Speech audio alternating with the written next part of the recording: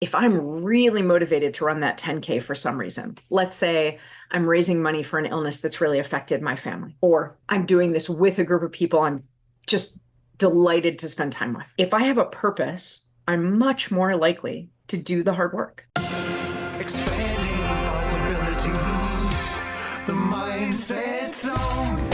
I'm your host, Anna Melikian, and before we start with today's show, please remember to visit mindset.zone.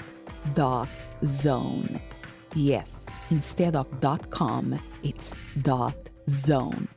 There you can find all the episodes and other amazing resources, all at mindset.zone. Today, our special guest is Dr. G. Known as Dr. G, Deborah Gilboa is a practicing physician, resilient expert, on-camera personality, author, and parent. She's a regular contributor on The Doctors, Today Show, Good Morning America, and The Rachel Ray Show. And her latest book is From Stress to Resilient, The Guide to Handle More and Feel It Less. So welcome to the Mindset Zone, Dr. G. Thank you so much. I'm really pleased to be here. I was reading your book, From Stress to Resilient, and you have a different take because most people tell us about, stress is toxic, we should avoid at all costs. And you see it in a different way. So can you tell us a little bit about that? Stress, although difficult, frustrating, unpleasant, is not a toxin. It's a tool. And I'm, as you said so kindly in your intro, I'm a medical doctor. It's not that I don't understand the damage that stress can do. I really do. I see it a lot. I was just today in the hospital and in the office. I see the negative effects of stress. But telling people, like I was told in medical school, stress is the new smoking. Tell your patients to avoid it at all costs. Well, I would like to remind everybody, you can totally avoid smoking, but you cannot avoid stress. And I see equally the toxic effect of people thinking that if they're feeling stress, they are somehow doing life wrong. And that's not the case. And I like that distinction that you do that because, yes, stress is not a pleasant sensation or feeling for us to handle. Let's put it out there. It's not something that we go, where I'm going to feel stressed today. But life happens. The day to day, there are stressful situations that happen that are the only way to avoid is not living. So it's good that we are living. Right. And it's not even just that it's a negative byproduct of living, like exhaust is a negative byproduct of driving my car. It's something more fundamental than that. It turns out that our brains view all change as stressful, even the stuff we want. Even the good stuff, even if you get a major opportunity in your business to level up or a relationship opportunity that you really wanted, like, I don't know, a long lost half sibling that comes into your life or an adoption that you've worked really hard for. Really, people who adopt for the most part have put in a lot of effort. And yet when they find out they're getting this child into their home, it's stressful. And that's because our brains, while they have a million different functions, have only one job. And that job is simply to keep us alive. Since we are currently alive, right? That's the good news. The bad news is that our brains are suspicious of all potential change, even the stuff that will be amazing. So it's like homeostasis that we are trying to keep at all costs. Right. Exactly. Remember from, biology or chemistry class that you learned about homeostasis.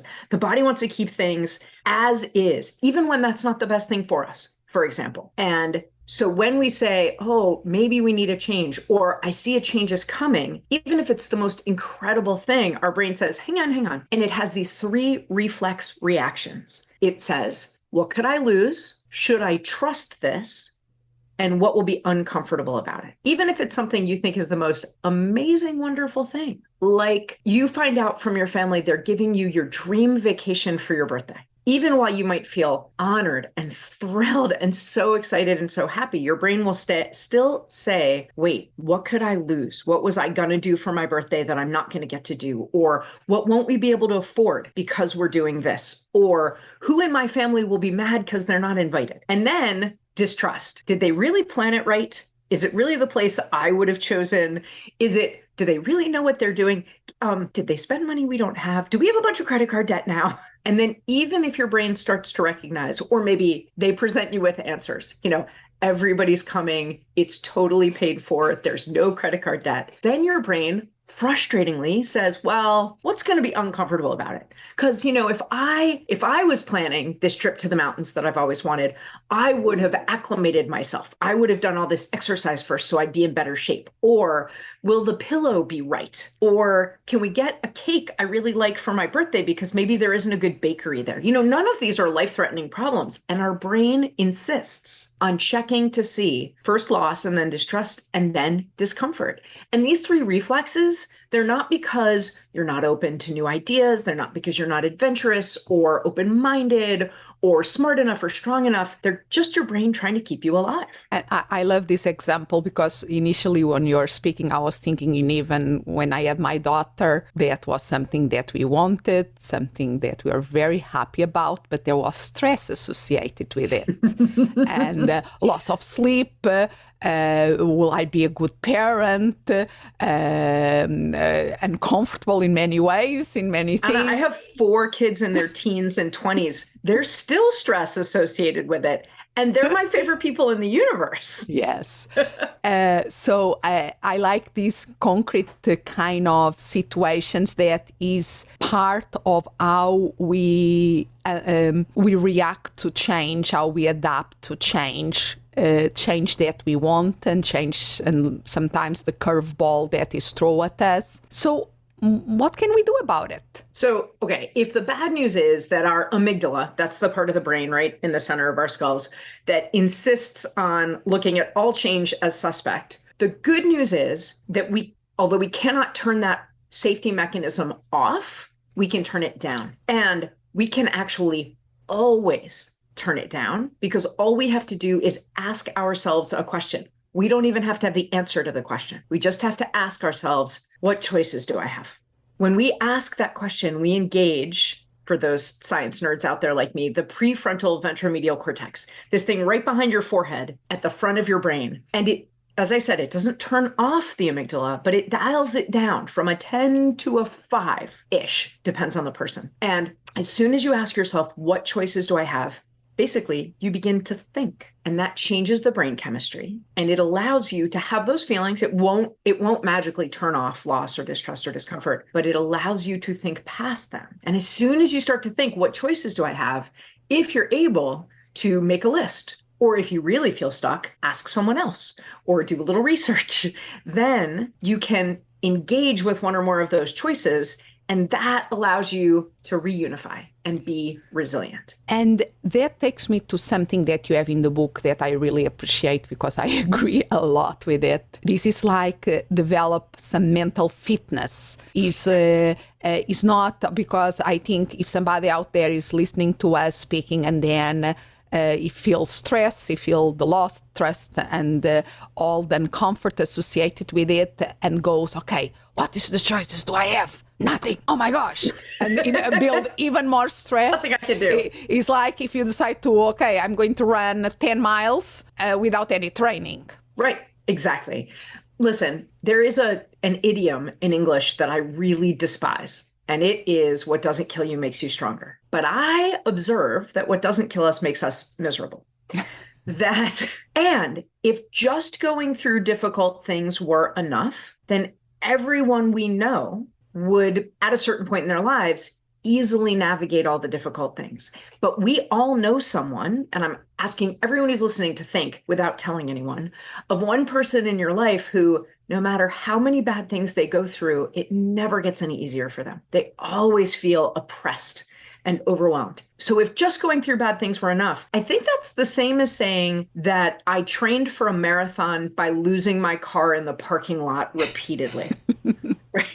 I just wandered around until I found my car enough times that I could run 26 miles. That doesn't work. And so that idea of fitness, look, if I told you that I wanted to be able to run 10 kilometers in October, you might say to me, "Oh, what will you do to train for that?" If I said, "Nothing, I'm just going to go," you might reach out to me afterwards to see how it went, because it's unlikely to go well. If I want to be able to run 10 kilometers, I have, unfortunately, to run, to build up to it. And in that way, stress is to resilience and mental fitness as exercise is to strength and body fitness. First of all, stress and exercise have a lot in common. They are both terrible for most of us.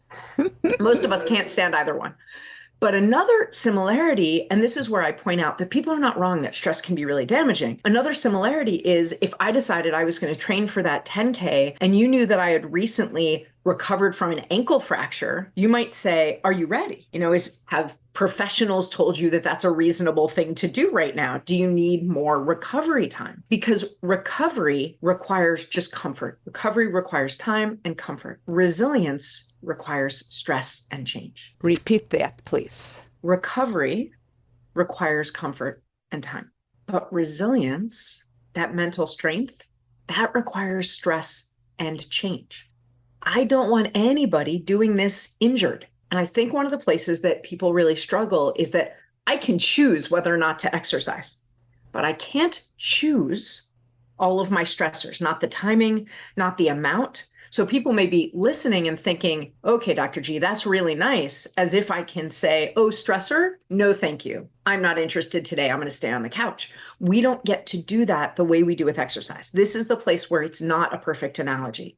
That's why we have to know, and it's something I think you've spoken about a lot on your podcast. We have to know what our own signs are that we're struggling and how we heal. And sometimes ask for help, because Right. sometimes So how we need heal may help. be reaching out to our connections. And one of the skills that I talk about in my book is that building connections makes us more resilient. We don't have all the answers.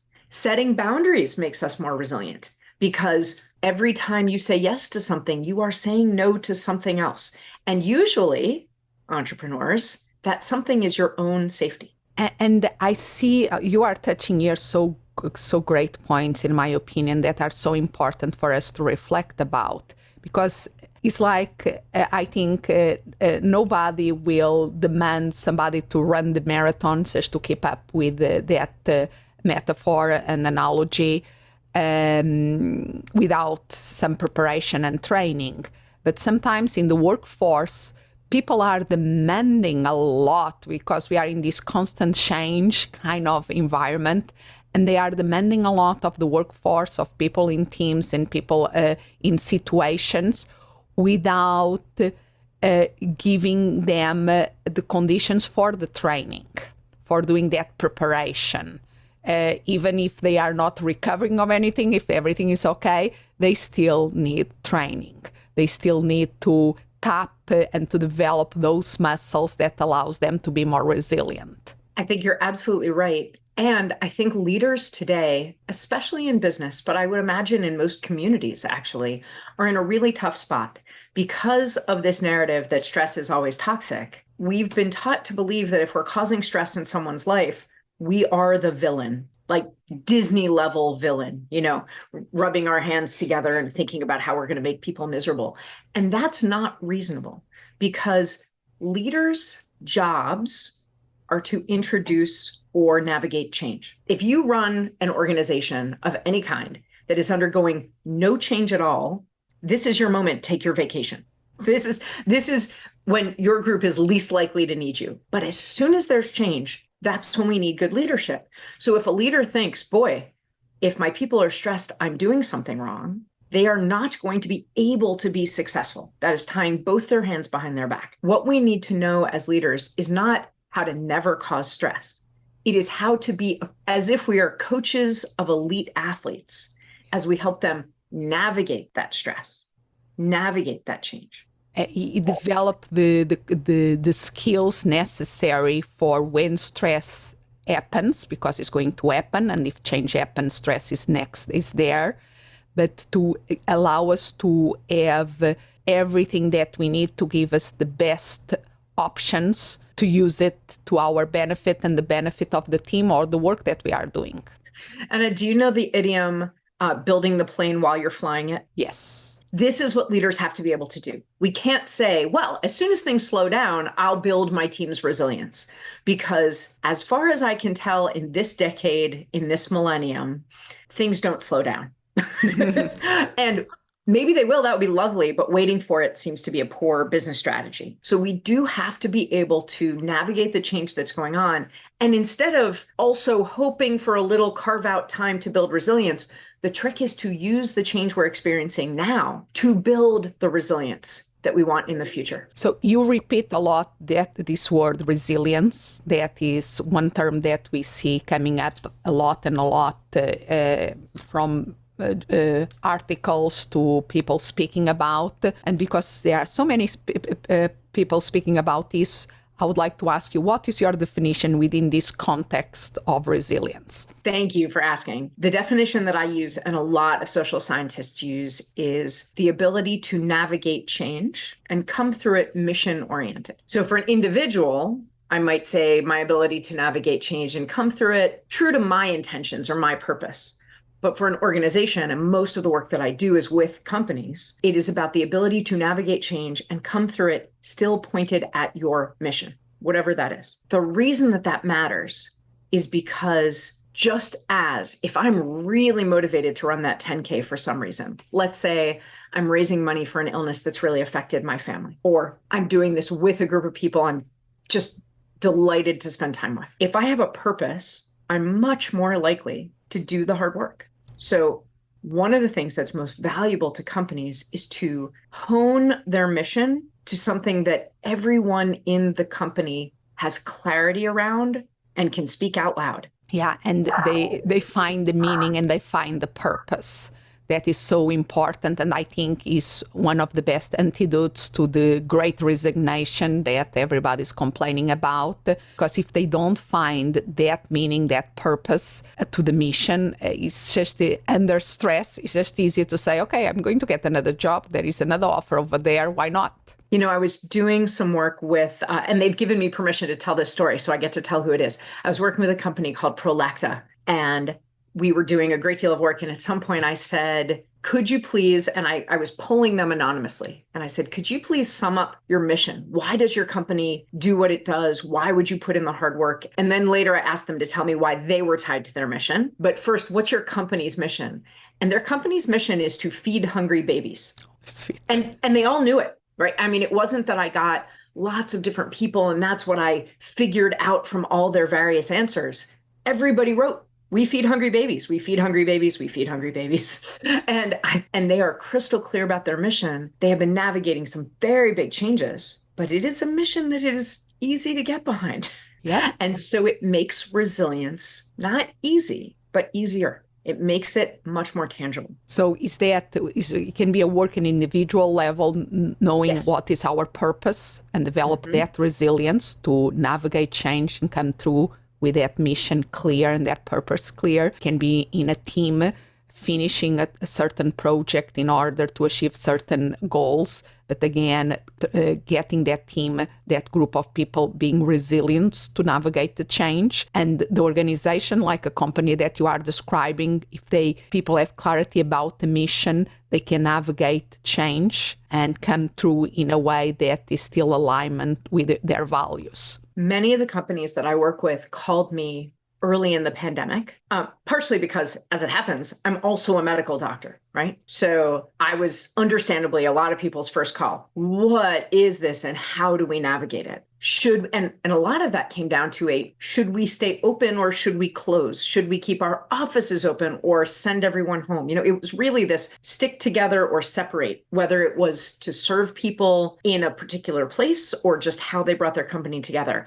And I said the same thing to everyone. I said, I don't know, but you do. What's your mission? And when they looked at their mission, how to navigate this change, not how to make it simple, how to make it easy, how to get everyone to agree, but the right thing to do became really clear to these leaders. And when they got pushback, they could point to their mission because your customers, your clients, your vendors, your stakeholders, your employees recognize that they have in some way co-signed your mission by working with you. Yeah. And so it might turn out to be a litmus test for some people. They might say, well, if this is what our mission means, it's not the right place for me. I argue that that is difficult but important, both for that individual and for the organization. But I have to tell you, I only saw that happen maybe for half a dozen individuals across dozens of organizations. Many people said to me, and I work with youth serving organizations and utilities and healthcare and startups and tech companies and real estate agents.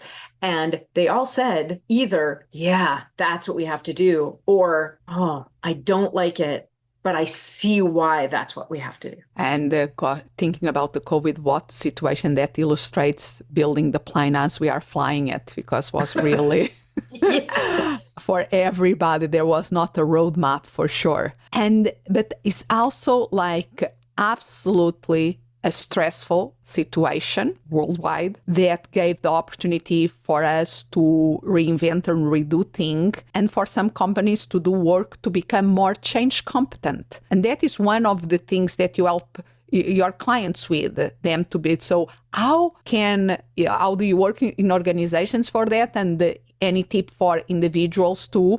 How can we become more change competent? I really appreciate you using that term. And the reason that the promise that I make is about helping people become change competent is because it is unrealistic to say we will become change ready or change welcoming, because that's not how our brains work. Just the chemicals don't back that up. But we can become more competent, better at navigating change. That does not mean better at loving it. That does not mean rushing towards it with open arms, but we can go from being resistant to competent. And as individuals, so here was the good news for me. I'm a medical doctor, and I was seeing all these patients that they could recover from illness, but they weren't getting to where they really wanted to be in terms of wellness, all of them. And the medical literature calls that gap patient resilience. So I thought, okay, what's that? And going back 15 years, when I started to look into it, most of the literature that existed around resilience was around combat veterans and other people with post-traumatic stress disorder and people with pretty severe mental illness, which is all really interesting, but wasn't totally applicable to my patients. So I was able, with some really smart people, to start doing research into this. And one of the things that we found is that resilience is not a character trait. It's not like, your sense of humor or your natural optimism. It turns out that it is 8 skills. And to me, this is great news that it's not a character trait, because it means you're not stuck with whatever you got. It's not like your eye color and it just is what it is. Skills can be learned. So no matter how terrific you are at some of them or all of them, you can improve. Right? You can become an Olympian of change if you want to, or you can just get out of Little League if you want that. And that really encouraged me, both personally and professionally. It's all about that growth mindset that Carol Dweck speaks. It's something that is learnable, that we can learn, and there is a lot that we can do about. And your work is all about teaching people these skills. Right. And it means we don't have to despair of our coworkers, our clients, our children, that how they are now is how they will always be. Now, don't go about trying to change the adults in your personal life, because you can't, right? If they want to, that's fantastic. But the people over whom you have some sort of purview to mentor them towards growth, so people that you lead in your business or people that you lead in your home or in your community, you have the opportunity to present them with any one of these 8 skills, because it's not a recipe. You don't have to do 1 and then 2 and then 3 and then 4. Any of these skills can help you. Can you give us an example of one of these skills? I mentioned 2, building connections and setting boundaries. And because I don't want to infuriate anyone, I'll just rattle off the other 6, if that is right. So the next is opening to possibilities. If resilience is about navigating change and you had a picture of how it was supposed to go, you can see how it's easier to navigate change when you can open to the possibility that that wasn't the only way to get to a positive result. The 4th, just in the list in the order I have them memorized, not in any particular order, is about managing discomfort. In that cycle that I mentioned, of getting from the change all the way through to reunification, I talked about loss, distrust, and discomfort being these three reflexes. And I thought just logically that loss and distrust would be the hardest, but it turns out discomfort is where most people get stuck. That's where they freeze up or run away and don't keep moving forward through whatever this change is. So managing discomfort, really important skill. And these four sort of hang together: setting goals, finding options, taking action, and persevering. Those four skills, they don't always go in that order. And there's a lot of doubling back and one step forward and two steps back in there. But those four skills are crucial to becoming, to staying mission oriented, to moving forward towards the future you want. The whole point of being resilient as an individual is to get the life you want. So this is, and these 8 skills, you have it in the book, you have like 8 sections exactly to help people with specific exercises to cultivate those skills. And even better, from my point of view, I don't tell you what order to do it in. I ask you some questions in the introduction so you can figure out what change is top of mind for you and which of these skills would be most valuable to you right now. And then I say, go to that one. Yeah. No, it's so important because when in the positive psychology, one of the things that I really love is the work of Sonia Lobrowinsky, the How of Happiness, her book, that she uses an image that I think we can relate with. The image is the happiness pie, the image that, okay, yeah, 50%, okay, genetical set point for our overall wellness and happiness. So let's blame. Some people are going to have more that tendency to see the glass half full, others half empty. So we can blame our parents for that, like I like to say. But the other half, because we still have enough left, 50% left, we know that about 10% is the life circumstances, good and bad, the things that happen in our lives, the curveballs that absolutely, like we said in the beginning, when we are living those life circumstances, mainly the hard ones, is tough. It feels much more than 10%. It's only when we look in that big perspective of research that allow us to narrow down to that, because there is the other 40% that is the space for our habits, our mindsets, and the skills that you are speaking about. We have a lot of room to play that allow us to grow and really to tap into our potential. It's absolutely true. And it's never too late. This is the other thing I find really encouraging about this. Wherever you're at, you can always use the change that you are navigating, whether you picked it or not, right? Whether it came to you or it's something that's helping you towards a change you really want, doesn't matter. You can use the stress that you're navigating to get stronger. Love it. So I will, anybody listening, get the book From Stressed to Resilient is the guide to handle more and feel it less. It's really a beautiful book, and you can do the exercises in the book. I love the format. It's like that part of the action, not just helping you to take the action. And where else can people learn more about you and your work? The easiest thing to do, actually, I created a free tool online to give people a sense of what this is about, and it's at stressedtoresilient.com. Okay, Stressed to Resilient. And I will make sure that put that on the show notes of this episode.